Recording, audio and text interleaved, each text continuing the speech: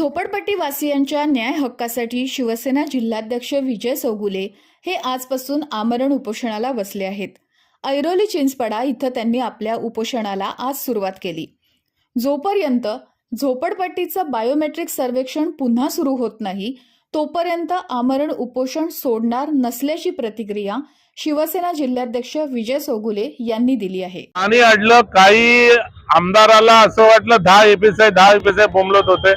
10 एपीएसआय मिळाला म्हणजे आम्ही अब्जोपती बनू, आम्ही झोपडपट्टीतले लोक करोडपती बनू, अशी त्यांना शंका तयार झाली। त्यांना ते भीती वाटायला लागली। आम्हाला 10 एपीएसआयचे आम्हाला काही घेणं देणं नाही। मी तो बोलतो आमदारांनी एवढे मोठे मोठे ओरम सारख्या वगैरे ठिकाणी डेव्हलपमेंट लोक करणाऱ्यांना कोऑपरेट करतात, तर इथं त्यांनी सुरुवात करावी। त्यांनी आम्हाला जास्तीत जास्त 2 एपीएसआय, आम्हाला 3 एपीएसआय, आम्हाला 4 एपीएसआय, त्याच्यावरती आम्हाला एपीएसआयची गरज पण नाहीये। आम्हाला जशा पद्धतीने 24 वर्षामध्ये आमचा सर्वे झाला नाही, 24 वर्षामध्ये जे मूल जन्माला आलं ते 2000 साली, आज ते मूल 24 वर्षाचं झालं, म्हणजे एका झोपडपट्टीचं त्यांनी वरती एक घर बांधलं, मुलं मोठी झाली, आता कुटुंब मोठं झालं। हीच परिस्थिती प्रकल्पग्रस्तांची आहे। गरजेपोटी त्यांना जे 12.5%चा परतावा, 9%चा जो परतावा त्यांना काही गोष्टीचा भेटला नाही, तो भेटल्यामुळे आणि त्या ठिकाणी त्यांची जी प्रकल्पग्रस्तांची परिस्थिती झाली तीच परिस्थिती झोपडपट्टीवासियांची झाली।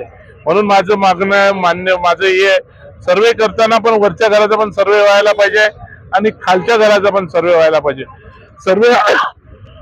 सर्वे चालू झाला होता पण यांनी प्रेशर टॅक्स यूज करून तो बंद केला। आता यांची परिस्थिती अशी आहे, धरलं तर चावते, सोडलं तर पळते। आता तुम्ही बघतच असाल, आज संवाद यात्रा, ही यात्रा, कुठं कुठल्या पक्षाचा बॅनर दिसतो का त्यांचा? नाही दिसत। छत्र्या वाटतात, कुठं पक्षाचा बॅनर दिसतो का? नाही दिसत। आणि हे चाललंय, हे काय चाललंय याच्यावर आम्हाला भीती वाटायला लागली। आम्ही घाबरत नाही या गोष्टीला, पण आम्ही या आमदाराच्या विरुद्ध एवढ्यासाठी उभे की कुठल्या परिस्थितीमध्ये हे सर्वे चालू व्हायला पाहिजे।